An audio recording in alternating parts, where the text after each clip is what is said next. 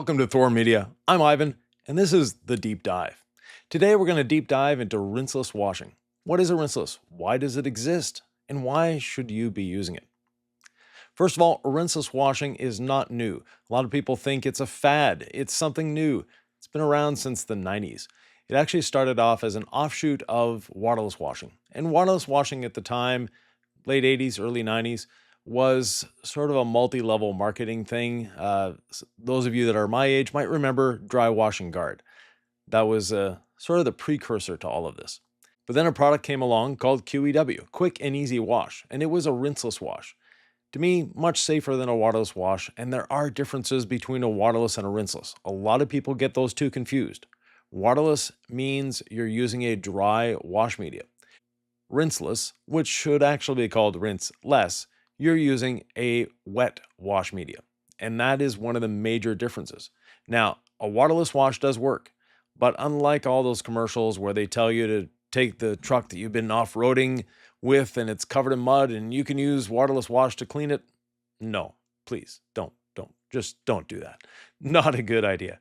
But rinseless, yes, you can. Like I said, it's rinseless, it's not rinseless. So rinseless means you are still rinsing if necessary, but you don't have to rinse if it's not necessary. And we'll get into when is it and when is it not necessary. But anyways, come the late 90s, rinseless washing is starting to grab hold. Then came optimum no rinse. For the longest time, ONR was one of the only games in town, and it was a good one. It's a pure polymer-based rinseless, and it does the job. But over time, other companies saw the need for a rinseless wash. And today, just about every company has one. The category has grown, the category is maturing, and the category is getting much better. Now, why a rinseless over soap? Well, there are a few reasons why you want a rinseless instead of a soap. A rinseless wash, first of all, as a professional. If you're a hobbyist, continue with the suds and the foam cannon and all that fun stuff. Carry on. If you're a professional, though, you should really consider rinseless as your primary or even your only wash method. For myself, we had 26 shops, and in those 26 shops from 2003 to the time I sold them in 2019, we only used rinseless. In that whole time, we used 1 ounce of soap, and that's thousands of cars per year using 1 ounce of soap. And the reason we used 1 ounce, my employees bought me a foam cannon and a bottle of soap as a gag gift. So, that being said, rinseless wash for the professional is my preferred choice, and we'll get into why. First of all, time savings. And a lot of people are, I'm not that eco guy, I'm not a tree hugger. You don't have to be a tree hugger. Be a profit lover, then you'll want rinseless washing. Rinseless washing, yes, uses a little less water. That's fine, that's all great. We all love to, save the planet.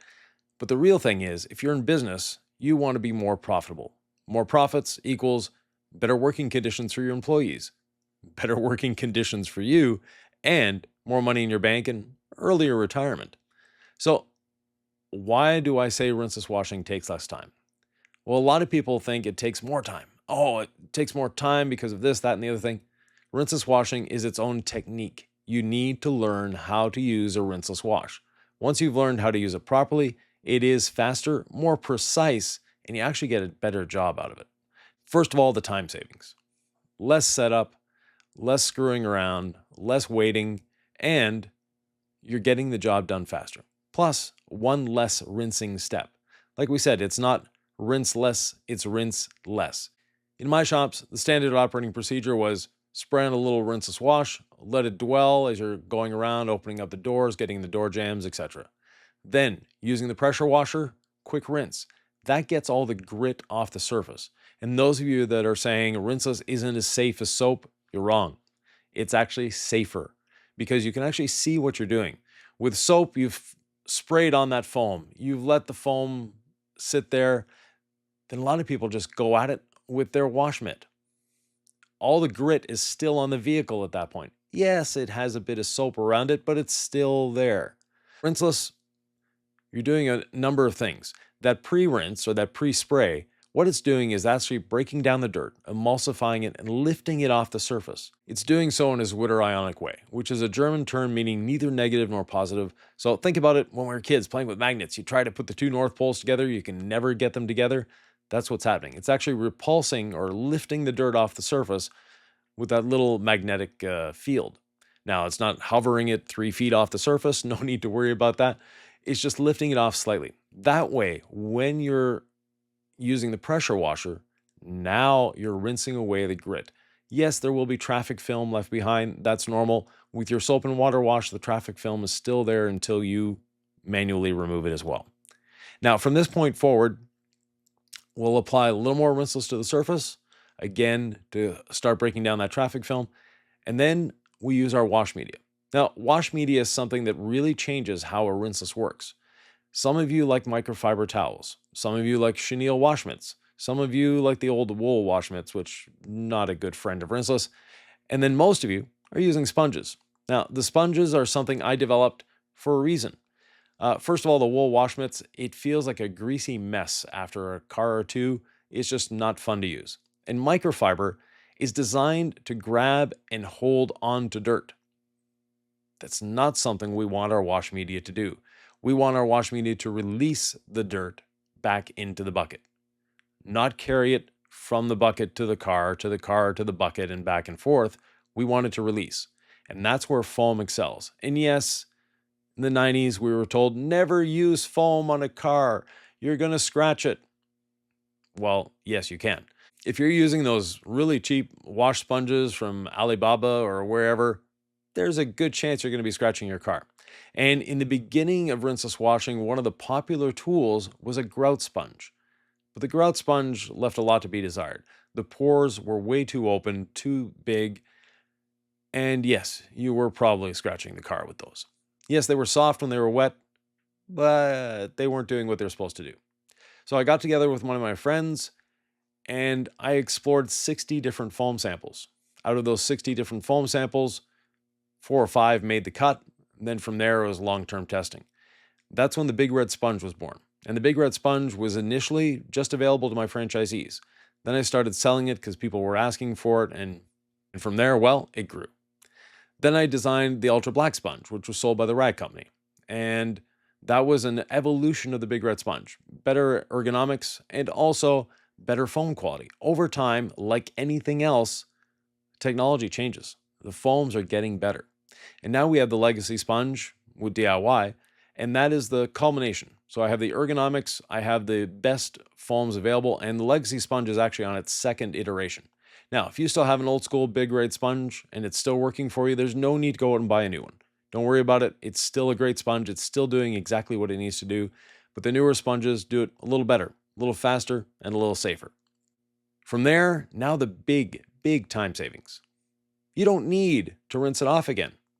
You don't need to be walking in puddles of water because you're already done with the hose. It's already put away. Now you can dry. Rinseless washing does another thing. It stays on the surface throughout the whole process. And by staying on the surface, what it's doing is providing lubrication.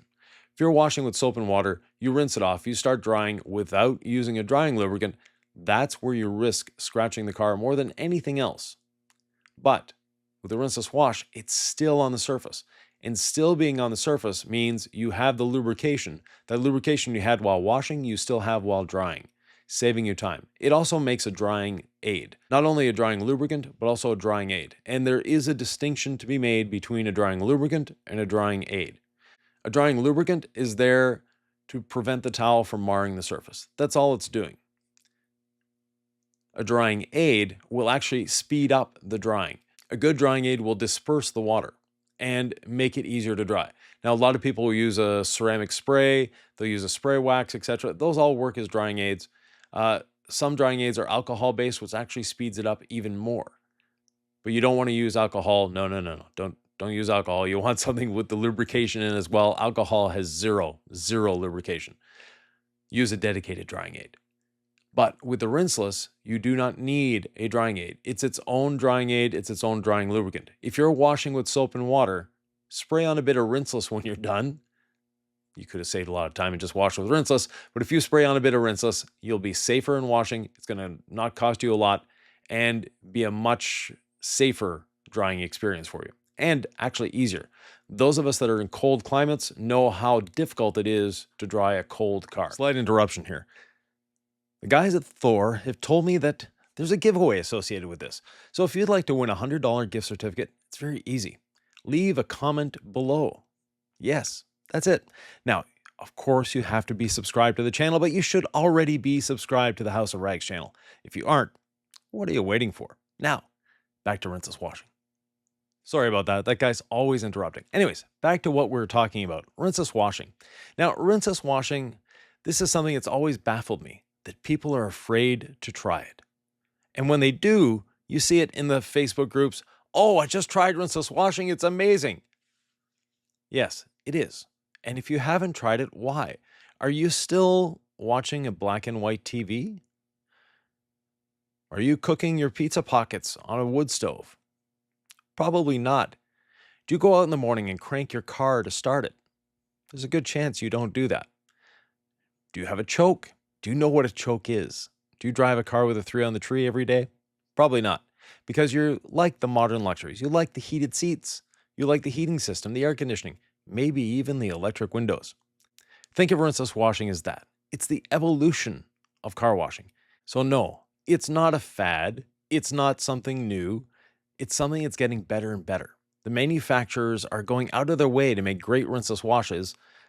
Yes, soaps are evolving a little bit here and there as well, but rinseless washing is really evolving by leaps and bounds. There's 3 major technologies when it comes to making a rinseless wash. There's the polymer rinseless washes, there's surfactant-based rinseless washes, and there's hybrids.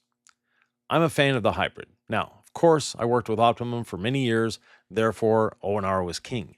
But there's much better out there.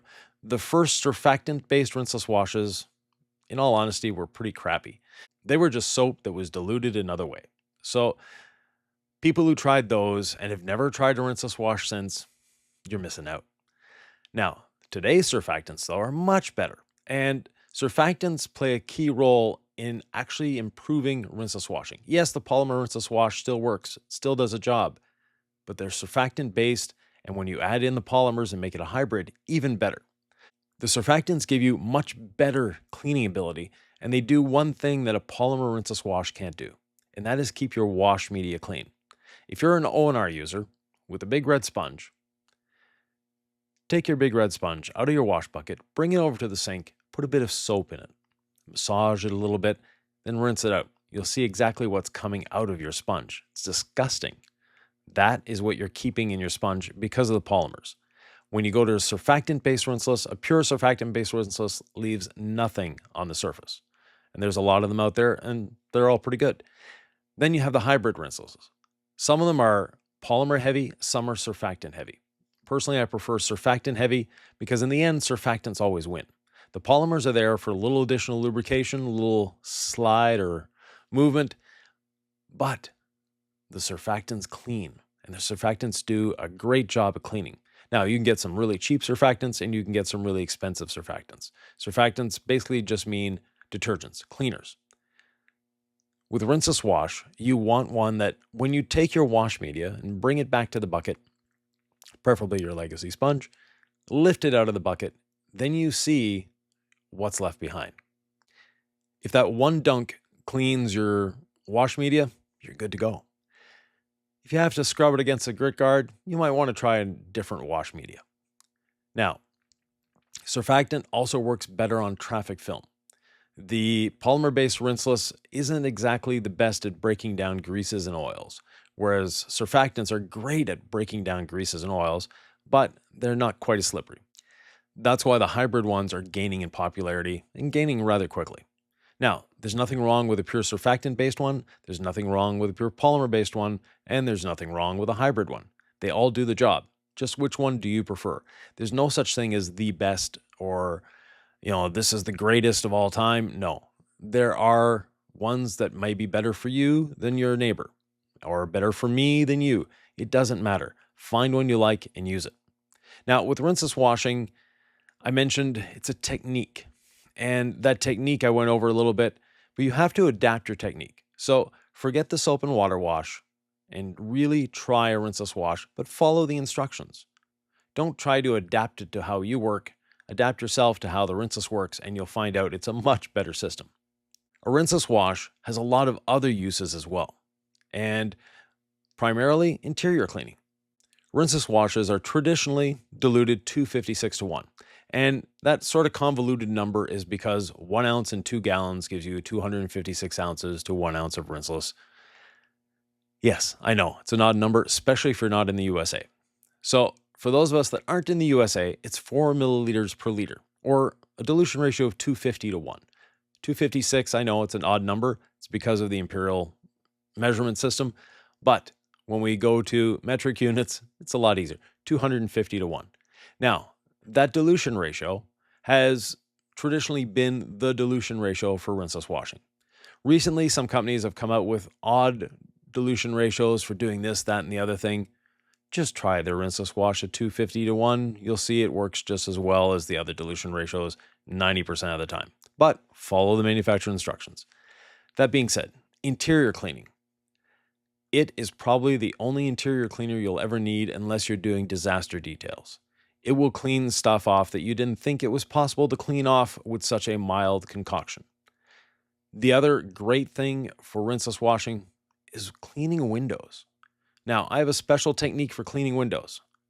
Grab the oldest, crustiest towel you own. So in my shop, we had a system for towels. We had the ones that we used on paint. Then we had the ones for wheels. Then they got demoted to door jambs and engine bays. Then they became glass cleaning towels. Yes, I know. It's not normal. They no longer had any lint to give. And glass cleaning comes down to lint. Now, the way I clean glass, very simple. Take your rinseless wash bucket, put that decrepit old towel in it, and wring it out till it's almost dry. And that's what you're using to wash the window. Then get another towel and dry it. But there's one little secret. Do not look at the window when you're doing it. So when you're doing the window, you don't want to look at it. Instead, you want to look away. And by looking away, now your hand can feel exactly what's on the window. Your eyes are lying to you, but your hand is telling you the truth. So your hand can actually feel if there's a bit of that dog slobber on the window or a bit of nicotine left. Your hand through the towel can feel that, whereas your eyes are already telling you it's clean. Your eyes are lazier than you think. So with that, that is my window cleaning. Now, a lot of other great uses for rinseless wash. One is in the pad washer. If you're using a surfactant-based rinseless or a hybrid rinseless, they're great in a pad washer. For those of you saying that, oh, I don't want to interfere with my compound or polish, you're not going to interfere with your compound or polish. Let's do a bit of math here. You've washed the pad. You've spun it out. When you've spun it out, there's less than 1 gram of liquid in the pad. Only 1/250th of that 1 gram or 1 milliliter is rinseless wash. The rest is water. Trust me, it's not going to interfere with anything your polishing is going to do. But a damp pad actually increases your polishing, but that's a subject for another deep dive. Other uses, dog hair removal. What? Rinseless wash for dog? Yes. A surfactant or hybrid rinseless wash is also very good at breaking static electricity. And that dog hair you've been fighting with on that carpet, well, it's static holding it on most of the time. So break that static bond and it vacuums up much easier. No, it's not going to remove all the dog hair instantly. Trust me, dog hair is work. You need to charge extra for it, by the way. But that being said, it's great at reducing that static. Other things, upholstery cleaning, carpet cleaning, all of that can be accomplished with a rinseless wash. The way a rinseless works is it encapsulates the dirt. Some of you are going out and buying expensive encapsulating products for carpets. You have rinseless wash. It encapsulates. Do the math. 1 + 1 = clean carpets. Now, does it work as well? Yeah, pretty close.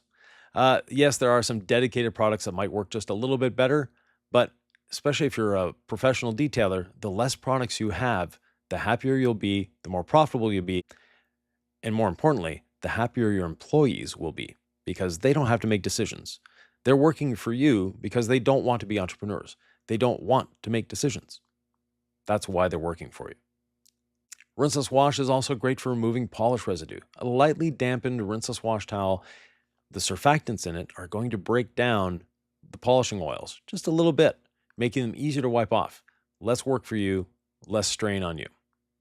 Now, rinseless washing, again, a lot of uses. There's tons of videos out there showing 15, 18, 20 different ways of using a rinseless wash, and they all work. They're all good. Rinseless wash is something that every detailer should have. Rinseless washing is a skill every detailer should learn, and there will come a time when you actually will need to use a rinseless wash. You'll have a customer or you'll have a situation that you can't break out a hose, that you can't break out the pressure washer, and that's when you need to learn how to use a rinseless wash. Now, rinseless washing in its purest form means no hose. And yes, you can accomplish a hose-free wash using a rinseless wash. Takes a little more time, takes a bit of cunning and effort, but you can do it. And it's as simple as spraying on the rinseless wash, letting it dwell, letting it emulsify and break down that dirt. Then, using that same sprayer, spray a little more on again. Let it sit. Then using your wash sponge, and this is somewhere where you definitely do not want to use a microfiber or a wash mitt because they hold on to the dirt. The sponge releases the dirt. Now, lightly go over the surface. By lightly going over the surface, and you'll need to flip the sponge a little more often and dip it in your wash bucket a little more often. But you'll see that you're getting that car beautifully clean, and then it's easy to dry. Rinseless washing has its place. If you haven't tried it, please do.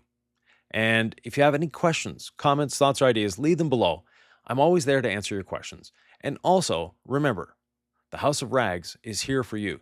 The House of Rags Media Network that I'm on right now has a ton of other content creators putting out podcasts on a daily basis. So if you like listening to podcasts, tune in.